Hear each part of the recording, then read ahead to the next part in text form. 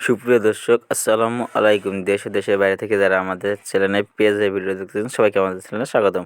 নতুন হয়ে থাকলে আমার চ্যানেলটি সাবস্ক্রাইব করে রাখুন এবং অলরেডি যারা সাবস্ক্রাইব করে দিন তাদেরকে অসংখ্য ধন্যবাদ।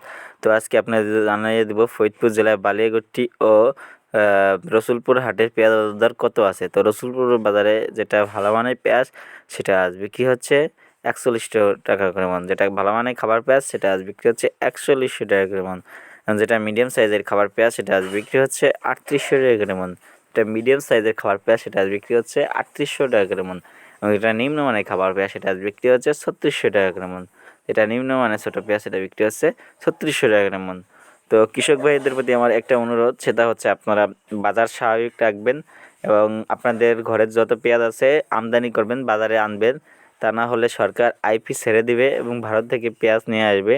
কারণ অন্যান্য দেশে পেঁয়াজ আরও কম মূল্যে পাওয়া যাচ্ছে। তো কৃষকদের কথা বিবেচনা করে কৃষি মন্ত্রী বা বাণিজ্য মন্ত্রী তিনি এখনও পেঁয়াজ আমদানি করার সিদ্ধান্ত নেয়, আরও 3 থেকে 5 দিন সময় চেয়েছেন।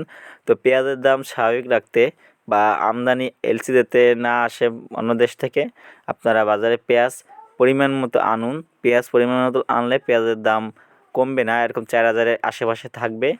আর আপনারা আমদানি না করলে একটু দাম বেড়ে গেলেই সরকার বিদেশ থেকে পেঁয়াজ আমদানির অনুমতি দিয়ে দিবে। তাই কৃষক ভাইদের প্রতি অনুরোধ, আপনারা 7000 টাকার লোভ না করে পেঁয়াজ আপনাদের যার যা আছে ছেড়ে দিন।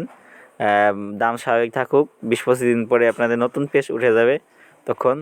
তো দাম স্বাভাবিক রাখুন। 4800 টাকা একদম খারাপ না, মোটামুটি ভালো দাম। তো বেশি হলে ভোক্তাদের কিনে খাওয়া কষ্ট হয়ে যায়। তো এই কারণে পেঁয়াজ যা আছে আমদানি করুন।